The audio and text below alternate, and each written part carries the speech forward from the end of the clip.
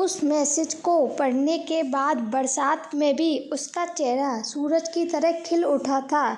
लेकिन इस मैसेज को पढ़कर ख़त्म किया ही था कि उसके फ़ोन पर बारिश की बूंदें जमा होने लगी थीं। लेकिन थोड़ी देर की खुशी मनाने के बाद उसे याद आया कि वो सच में गरीब नहीं था। असल में उसके परिवार ने उसे एक परीक्षा में डाल रखा था जिसका नाम था गरीबी अभ्यास परीक्षा के तहत लकी को अग्रवाल ख़ानदान में उसके नाम की ज़मीन और जायदाद पर तभी हक मिलने वाला था जब वो इस परीक्षा को पास कर लेता। अचानक से उसे याद आया कि वो गरीब नहीं था बल्कि गरीब होने की परीक्षा दे रहा था।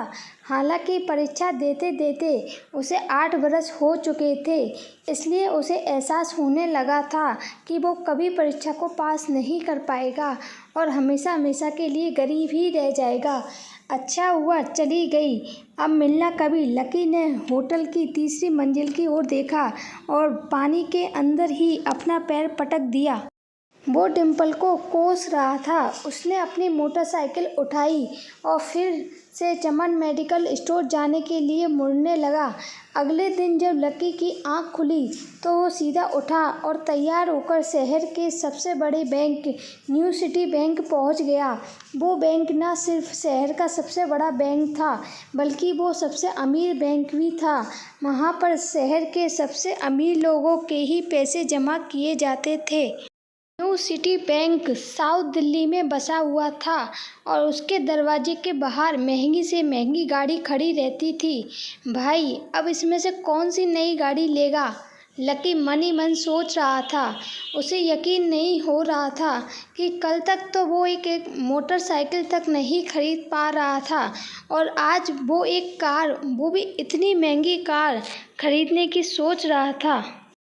उसने अपनी नज़र गाड़ी पर से हटाई और बैंक के अंदर जाने लगा। उसने देखा कि बाहर बहुत भीड़ लगी थी और महंगे से महंगे कपड़े पहने लोग बैंक के अंदर जा रहे थे।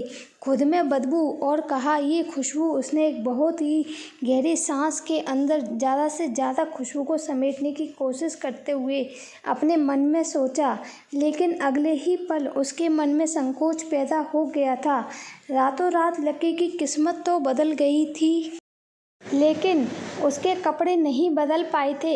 इतने बड़े बैंक में वो वही कपड़े पहनकर आ गया था जो वो अक्सर अपने काम पर पहनकर जाता था। पैसे लेते ही सबसे पहले नए कपड़े खरीदने हैं, लकी ने अपने मन में कहा और फिर बैंक के अंदर दाखिल होने लगा।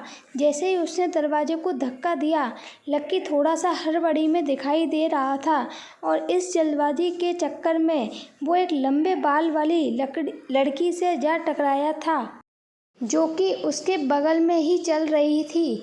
माफ़ करना, मैं आपको देख नहीं पाया, लकी ने तुरंत उसे हाथ जोड़कर माफ़ी मांगते हुए कहा। उस लड़की ने इतने अच्छे कपड़े पहन रखे थे कि उसे देखकर ही लग रहा था कि वो किसी अमीर घराने की लड़की होगी, इसलिए सॉरी बोलते वक्त ना चाहते हुए भी लकी के हाथ उसके सामने जुड़ गए थे। लेकिन जब उस लड़की ने लकी के कपड़े और उसके हुलिया को देखा तो उसने अपनी नाक को सिकोड़ लिया। वो लगभग हर रोज़ इस बैंक में आया और जाया करती थी, लेकिन उसने आज तक इस बैंक के अंदर लक्की जैसे फटीचर आदमी को घुसते हुए नहीं देखा था। उसके बालों में से आंवले के तेल की गंध आ रही थी। उसने गुस्से से भरी नज़रों से लक्की की ओर देखा और बोली, क्यों नहीं देख पाए? मैं क्या ट्रांसपेरेंट हूँ? तुम्हें इतनी बड़ी लड़की दिखाई नहीं देती? इससे पहले कि बात आगे बढ़ती, उस लड़की ने देखा कि मैनेजर जास्मिन पटेल उन दोनों की ओर बढ़ी चली आ रही है। उसने भी लकी को देखकर वैसे ही शक्ल बनाई थी जैसी शक्ल उस लंबी लड़की ने बनाई थी। I am so sorry miss, आपको कहीं लगी तो नहीं? यास्मिन ने उस लड़की से पूछा और फिर घिन भरी नज़रों से लकी की ओर देखने लगी। लकी तमतमाती आंखों से उन दोनों को देखा जा रहा था। वो जानता था कि इतनी ज़ोर से भी उसने दरवाज़ा नहीं खोला था। कि उसे चोट लग जाए, लेकिन असल में उसे ये मालूम नहीं था कि वो लोग उसे नहीं बल्कि उसके कपड़ों को देख रहे थे। यास्मीन ने लकी को ऊपर से नीचे तक देखा था और ना जाने उसके मन में क्यों शक पैदा हो गया। क्या आप मुझे बता सकते हैं कि आप यहाँ पर किस काम से आए हैं? यहाँ यास्मीन ने बड़ी मुश्किल से अपने चेहरे पर एक मुस्कान लाते हुए कहा। वो उसका हुलिया देखकर ही समझ गई थी कि वो यहाँ का कस्टमर तो नहीं था। लकी ने अपने आप को संभाला और कहा, अपना पैसे निकलवाने के लिए आया हूँ। यास्मीन ने लकी की बात को दोहराते हुए कहा।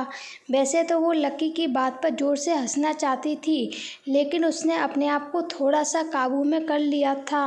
लकी की यह बात सुनकर उसे लग रहा था कि वो कोई पागल था जो यहाँ ज़बरदस्ती घुसा चला आ रहा था। हाँ, तो क्या आपके पास कार्ड है? यास्मीन ने उससे आगे पूछा। न्यू सिटी बैंक का कार्ड हासिल करना एक बहुत ही मुश्किल भरा काम था।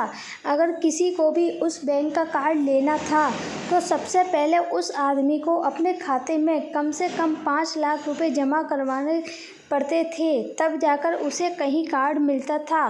लेकिन लकी तो पहली बार ही यहाँ आया था, इसलिए उसके पास कार्ड होने की कोई संभावना ही नहीं थी। लेकिन जब यास्मीन के सवाल का जवाब नहीं दे पाया तो यास्मीन ने फिर उससे पूछा, मैं पूछ रही हूँ कि आपके पास कार्ड है?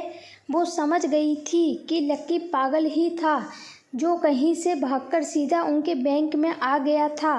कार्ड नहीं है मेरे पास, लकी ने उसके सवाल का जवाब दिया और फिर इधर उधर देखने लगा। जैसे ही उस लंबे बालों वाली लड़की ने लकी का जवाब सुना तो वो खिलखिलाकर हंस पड़ी। यास्मीन को तो सिर्फ लग रहा था कि वो पागल है, लेकिन वो लड़की तो अपने मन मैं मान चुकी थी कि ये लड़का कोई पागल ही है जो कहीं झोपड़पट्टी से यहाँ आ गया है। इससे पहले कि आगे कोई कुछ कह पाता, उस लंबे बालों वाली लड़की के पिता वहाँ आ गए और बोले, चलो बेटा। उनके हाथों में कुछ कागजात थे। लकी ने देखा कि उन्होंने महंगा सा सूट पहन रखा था। उस लड़की ने यास्मीन के दोनों हाथों को पकड़ा और बोली, यास्मीन देखो, अगर इस तरह के सड़क छाप लोग तुम्हारे बैंक में ऐसे ही घुसते चले आए ना और बाकी कस्टमर्स को परेशान करने लगेंगे तो तुम्हारे बैंक की इमेज और उनके शेयर्स दोनों को काफ़ी नुकसान होगा। एक मैनेजर होने के नाते तुम्हें इन सब चीज़ों का ध्यान रखना चाहिए। मुझे उम्मीद है कि आगे मेरे साथ ऐसा कुछ नहीं होगा, उस लड़की ने कहा और अपने पिता के साथ बैंक के बाहर चली गई। अपना ध्यान रखना कोयल मैडम, मैनेजर ने उसकी गाड़ी तक छोड़ने के लिए आते हुए कहा। आज तो जान बाल बच गई थी। कोयल और उसके पिता इस बैंक के सबसे पुराने और वफादार कस्टमर थे। अगर आज यास्मीन उन्हें नाराज़ कर देती और वो उसके बैंक से अपना खाता बंद करवा देते तो शायद उसकी नौकरी तक जा सकती थी। और यह सब हो रहा था उस पागल लकी की वजह से। इसे जल्द से जल्द यहाँ से भगाना पड़ेगा, यास्मीन ने अपने आप से कहा और फिर बैंक के अंदर आ गई। यास्मीन उसे अपने बैंक से बाहर निकालने के तरीके के बारे में सोच रही थी, मगर जैसे ही वो बैंक में दाखिल हुई उसने देखा कि लक्की वहाँ था ही नहीं। अरे, अब ये कहाँ चला गया? उसने अपने आप से पूछा। वो इधर उधर देखने लगी, लेकिन लक्की वहाँ पर था ही नहीं। ये यास्मीन को अच्छे से पता था कि वो उसके सामने तो बाहर नहीं निकला था। इसका मतलब था कि वो बैंक के अंदर ही था, लेकिन उसे ढूंढ नहीं पा रही थी। कुछ देर तक बैंक के सारे कोनों को देख लेने के बाद यास्मीन को लगा कि शायद लकी यहाँ बहुत ही असहज महसूस कर रहा होगा। और जब वो कोयल को दरवाजे पर छोड़ने के लिए आई तब उसके पीछे पीछे वो भी निकल आया होगा। चलो जान बची, यास्मीन ने अपने आप से कहा और अपने केबिन में आकर बैठ गई। जैसे ही उसने आज के दिन की पहली फाइल उठाई थी, उसे किसी की झलक दिखाई दी। ये कोई और नहीं बल्कि लक्की ही था। अरे ये कहाँ छिपा हुआ था, ये यास्मीन ने अपने आप से ही कहा और तुरंत फाइल को टेबल पर रखकर वो ऑफिस के बाहर आ गई। उसने देखा कि लकी बैंक के वीआईपी लॉन्च के बाहर खड़ा था और उसके खंबे की आड़ की वजह से वो यास्मीन की नज़र से बाहर हो गया था। अब यास्मीन को तो वो मिल गया था, लेकिन उसके लिए उससे भी बड़ी एक और मुसीबत खड़ी हो गई थी। लेकिन वह जिस कमरे के बाहर अभी खड़ा था, उस कमरे के अंदर शहर के सभी रईस लोगों का उठना बैठना था। बैंक के सिलसिले में या फिर किसी दूसरे काम के सिलसिले में वो सभी लोग यहीं आकर बात किया करते थे। उस कमरे के अंदर जो लोग बैठे थे, उन सबके करोड़ों रुपए इस बैंक के खाते में जमा थे। अब अगर ऐसे में लक्की वहां घुस जाता तो वो सब लोग मिलकर यास्मीन की गर्दन पर चढ़ जाते। रुको, यहाँ हो वहीं खड़े रहो, यास्मीन ने जोर से और साथ ही गुस्से से चिल्लाई। बाकी के जो लोग वहाँ खड़े थे वो यास्मीन की चीख सुनकर डर गए थे। कुछ लोगों को उसकी इतनी जोर की आवाज़ से करने से उसको गुस्सा भी आ गया था। यास्मीन सबसे मुस्कुराते हुए माफ़ी मांगकर आगे बढ़ती जा रही थी। वो लक्की को किसी भी तरह से उस कमरे में जाने से रोकना चाहती थी, लेकिन उससे पहले ही वो उस कमरे के अंदर दाखिल हो चुका था। अरे यार, ये आदमी है या गधा, यास्मीन ने अपना सिर पीटते हुए कहा और वो भी उस कमरे के दरवाजे की ओर बढ़ने लगी। उसने उस कमरे का दरवाज़ा खोलने की कोशिश की, लेकिन वो अंदर से लॉक हो गया था। बाप रे, ये कैसा आदमी है, बिना परमिशन के अंदर घुसा तो घुसा, लेकिन दरवाज़ा भी अंदर से बंद कर लिया। अब उसे बहुत ही डर लग रहा था। उसका जी ये सोचकर घबराए जा रहा था कि ना जाने अंदर लकी और उस रिलेशन मैनेजर के बीच क्या हो रहा होगा। इधर जैसे ही लकी कमरे में दाखिल हुआ, वहाँ का कस्टमर रिलेशन अपने जो सोफे पर फैला हुआ था, वो उसे देखते ही अचानक सीधा बैठ गया। हेलो सर, कैसे हैं? उसके मुंह से बिना लक्की को देखते हुए ये शब्द निकले। उसे याद था कि इस कमरे में कुछ खास लोग ही आते थे और जो भी आते थे, यास्मीन उनके आने की खबर उसे पहले ही दे देती थी। लेकिन इस वक्त जो आदमी उसके सामने खड़ा था, उसे देखते ही वो अपनी जगह पर जम गया था। ना तो वो कहीं से भी वीआईपी लग रहा था और ना ही वो उसका कोई रिश्तेदार था। कौन है भाई तू, क्या चाहिए तुमको? उस मैनेजर ने 20 साल के जवान लड़के को देखते हुए कहा। मैं यहाँ अपना पैसा लेने आया हूँ, लक्की ने सीधे मुद्दे की बात को मैनेजर के सामने रखते हुए कहा। तुम्हारे पास हमारा सुप्रीम कार्ड है? मैनेजर ने उससे ऊपर से नीचे तक देखा और पूछा। नहीं नहीं, मेरे पास कोई कार्ड नहीं ही, लक्की ने कहा। तो फिर हम तुम्हें कोई पैसा नहीं दे सकते। चलो अभी दरवाज़ा खोलो और सीधा बाहर निकलो, मैनेजर ने कहा था और सोफे पर से उठ गया। नहीं, मैं अपना पैसा लिए बिना नहीं जाऊंगा यहाँ से, लक्की भी जिद पर अड़ गया। अरे बोला ना, बिना कार्ड वाले को पैसा नहीं मिलता है, और वो भी पैसा होगा तब तो मिलेगा ना, मैनेजर ने उसके करीब आते हुए कहा। अरे पैसा है तभी तो निकालने आया हूँ सर, लक्की ने कहा। देख, फालतू की बहस मत कर सुबह सुबह, वरना मैं सिक्योरिटी को बुला लूँगा तो वो लोग मार मार कर तुम्हें बाहर निकाल देंगे। लकी यह सुनकर घबरा गया था। मैनेजर के चेहरे का गुस्सा उसे साफ नज़र आ रहा था, लेकिन ऐसा भी नहीं था कि वह झूठ बोल रहा था। भले ही उसके पास कार्ड नहीं था, लेकिन इसका मतलब यह नहीं था कि वो अग्रवाल ख़ानदान का लड़का नहीं था। जैसे जैसे मैनेजर उसकी ओर आगे बढ़ता चला जा रहा था, लक्की का डर भी बढ़ता जा रहा था। मैनेजर को लग रहा था कि वो कोई सनकी था और वह उसे धक्का मारकर बाहर निकालने के लिए आगे बढ़ ही रहा था कि अचानक घबराए हुए लक्की के दिमाग में एक आइडिया आया। फिंगरप्रिंट, उसने कमरे में मौजूद उस मैनेजर से कहा। कौन सा फिंगरप्रिंट? मैनेजर ने चौंकते हुए पूछा।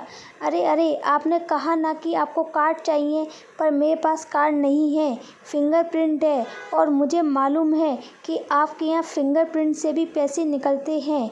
यह कहते ही लक्की ने एक राहत की सांस ली थी, लेकिन मैनेजर को यह समझ नहीं आ रहा था कि आखिर लक्की को फिंगरप्रिंट की जानकारी कैसे मिली। तुम फिंगरप्रिंट यूज करना चाहते हो? मैनेजर ने लक्की को घूरते हुए पूछा। लक्की की शक्ल और उसका हुलिया मैनेजर के लिए उसकी बातों से मेल नहीं खा रहा था।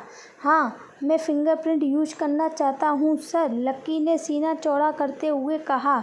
उसे इस तरह देख तो मैनेजर और भी कंफ्यूज हो गया था। मैनेजर ने सोचा कि उसे एक चांस देना चाहिए, इसलिए उसने लक्की को फिंगरप्रिंट इस्तेमाल करने की इजाज़त दे दी थी। वो अपनी टेबल के पास गया और उसके दराज में फिंगरप्रिंट वाली मशीन खोजने लगा। 2-3 में झांकने के बाद आखिरकार उसे वो मशीन मिल गई थी। चुपचाप यहाँ पर अपना अंगूठा लगा, मैनेजर ने उस मशीन को आगे बढ़ाते हुए लक्की से कहा। लक्की ने अपनी फटी हुई पैंट के पिछले हिस्से में अपना अंगूठा पोंछा और फिर उस मशीन पर लगा दिया। 2 सेकंड बाद मशीन में से एक आवाज़ आने लगी। उसके अंदर एक लाल बत्ती जल रही थी और वो ज़ोर ज़ोर से आवाज़ कर रही थी। तुम्हारा फिंगरप्रिंट मैच नहीं कर रहा है। मैंने पहले ही बोला था कि कोई खाता नहीं है बैंक में तुम्हारा। मैनेजर ने लक्की को ऐसे देखा जैसे वो कोई बड़ा अपराधी था। मैनेजर उसकी पैंट की ओर देखने लगा। उसे लग रहा था कि लक्की ने अपनी जेब में कोई हथियार छुपा रखा था। वो मैनेजर को बेवकूफ़ बना रहा था। इससे पहले कि लक्की अपनी जेब से कोई बंदूक या बम निकालता है, मैनेजर ने अपना फ़ोन निकाला और पुलिस का नंबर लगाने लगा। लक्की ने उसकी स्क्रीन पर देख लिया था कि वो 100 नंबर पर फ़ोन लगा रहा था। लक्की बुरी तरह से घबरा गया था। वो बहुत ही उत्साह और जोश में अंदर तक तो चला गया था, लेकिन उसे मालूम नहीं था कि वो इतनी बड़ी मुसीबत में फंसने वाला है। अब आगे क्या होने वाला था? क्या लक्की पुलिस को बुलवाने से रोक पाता है? कहीं उसे कोई फेक मैसेज तो नहीं आया था? लक्की कैसे इस मुसीबत से बाहर निकलेगा? लक्की का फिंगरप्रिंट क्या मैच करेगा या लक्की को ऐसे ही बैंक से बाहर जाना पड़ेगा? इसके आगे जानने के लिए देखिए पार्ट 3।